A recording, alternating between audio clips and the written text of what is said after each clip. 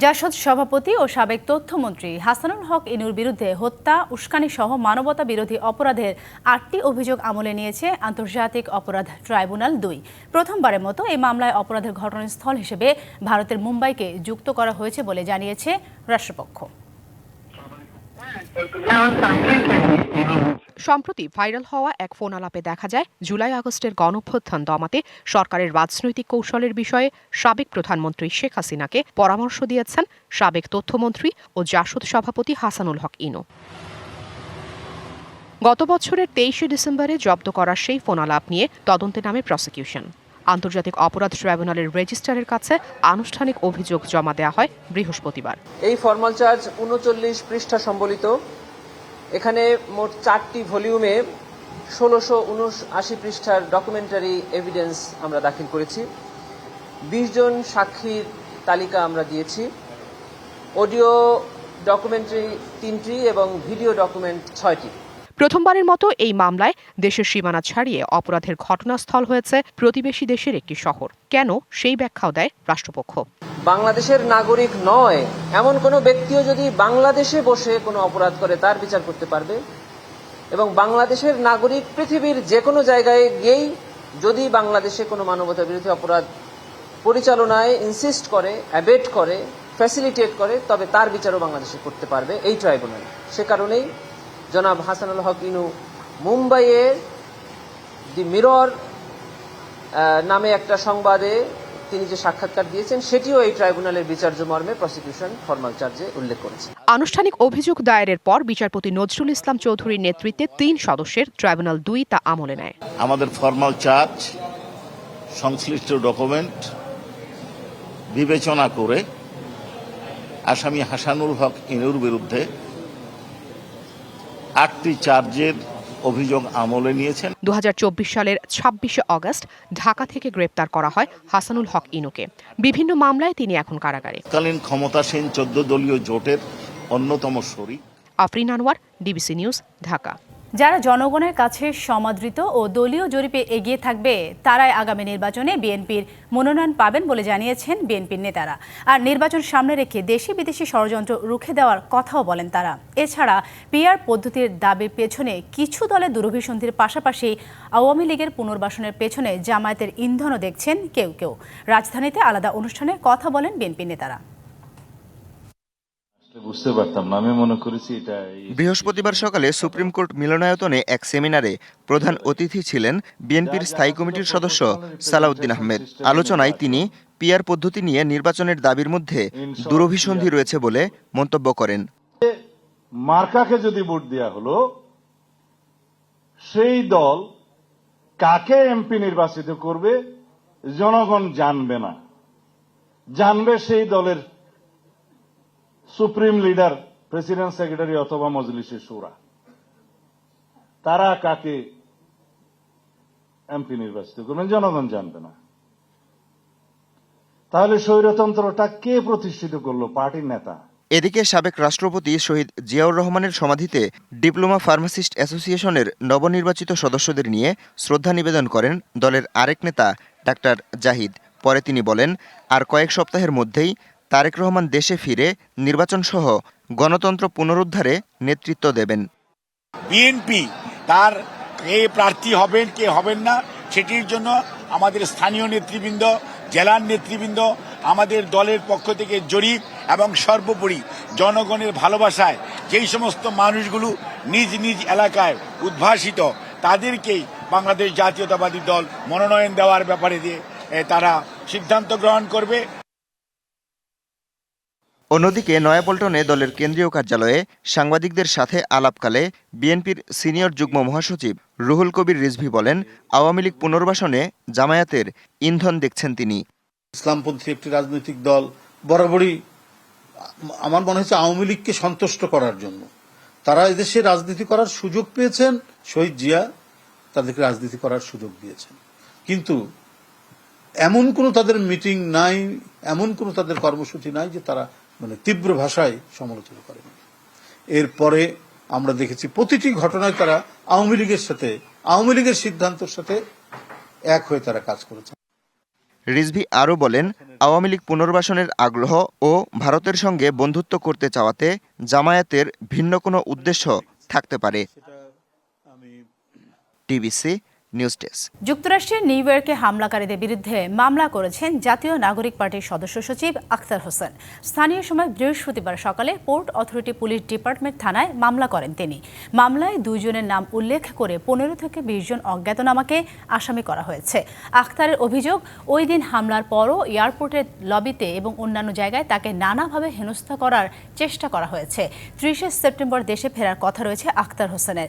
জাতিসংঘ অধিবেশনে যোগ দিতে প্রধান উপদেষ্টা সফর সঙ্গী হিসেবে বিএনপির মহাসচিব মির্জা ফখরুল, বিএনপির ভারপ্রাপ্ত চেয়ারম্যানের পররাষ্ট্র বিষয়ক উপদেষ্টা হুমায়ুন কবির, এনসিপির সদস্য সচিব আখতার হোসেন এবং সিনিয়র যুগ্ম সদস্য সচিব ডাক্তার তাসনিম জারাকে ঘিরে স্লোগান দিতে থাকেন আওয়ামী লীগের কর্মীরা।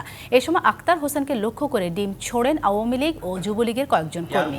হামলার পরে আজ সন্ধ্যাবেলা আওয়ামী সন্ত্রাসীরা আবার আমার হোটেল লবিতে এসেছিল হামলা করার উদ্দেশ্যে। আমি এয়ারপোর্টের খুব কাছের যে থানায় পুলিশের রয়েছে সেখানে এসেছি এবং যারা সেই দিন আমাদের উপরে হামলা করেছিল এবং হত্যা চেষ্টা করেছিল, রেপ থ্রেট দিয়েছিল, তাদের ব্যাপারে আমরা এখানে মামলা দায়ের করেছি। গেল 1 বছরে কোনো ধরনের সারের দাম বাড়ানো হয়নি বলে জানিয়েছেন কৃষি উপদেষ্টা অবসরপ্রাপ্ত লেফটেন্যান্ট জেনারেল জাহাঙ্গীর আলম চৌধুরী। এছাড়া সারের পর্যাপ্ত মজুদ রয়েছে এবং কোনো সংকট নেই বলেও জানান তিনি। বৃহস্পতিবার সচিবালয় কৃষি মন্ত্রণালয়ে সংবাদ সম্মেলনে এসব কথা বলেন উপদেষ্টা। আগামী অক্টোবরের আগে সারা দেশে শতাধিক মিনি কোল্ড স্টোরেজ নির্মাণের কাজ সম্পন্ন হবে বলেও জানান তিনি।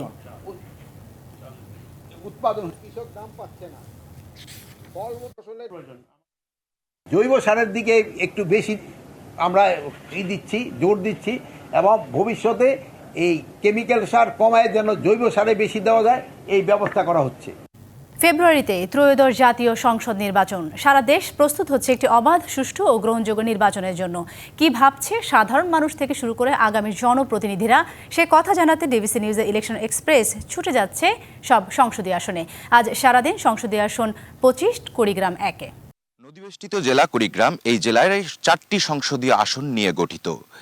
আজ সিএসআরএম ডিবিসি ইলেকশন এক্সপ্রেস আজ সারাদিন 25 কুড়িগ্রাম 1 আসনে সেখানে দেখেছে, ডিবিসি এক্সপ্রেস দেখছে সেখানে যে জনপ্রতিনিধি বা সামনে যারা নির্বাচনে প্রার্থী দলীয় মনোনয়ন পাবেন তারা ছুটে যাচ্ছেন জনগণের দোরগোড়ায় এবং সভা সমাবেশ করছেন। এই মুহূর্তে আমাদের সঙ্গে উপস্থিত আছেন ইসলামী আন্দোলন বাংলাদেশ থেকে মনোনীত প্রার্থী হারিসুল বাড়ি রনি সাহেব। তার সঙ্গে আমরা কথা বলবো যে তার কি চিন্তা ভাবনা, তিনি কেন প্রার্থী হতে চাচ্ছেন এই ত্রয়োদশ জাতীয় সংসদ নির্বাচনে। আমরা তার কাছে চলে যাই। এই যে আপনি ত্রয়োদশ জাতীয় সংসদ নির্বাচনে প্রার্থী হতে চাচ্ছেন, কেন হতে চাচ্ছেন? ধন্যবাদ ডিবিসি চ্যানেলকে। আসসালামু আলাইকুম সকল দর্শক শ্রোতা ভাইদেরকে, অন্যান্য ধর্মের প্রতি রইল শুভেচ্ছা ও আন্তরিক অভিনন্দন। আসলে আমি প্রার্থী হতে যাচ্ছি দেশের যে বর্তমান প্রেক্ষাপট, দুর্নীতি, দুঃশাসন, মানুষের ন্যায় প্রতিষ্ঠার লক্ষ্যে যে অব্যবস্থাপনা, এর প্রতিবাদে ইয়ং জেনারেশন, তরুণ নেতৃত্বের প্রয়োজন।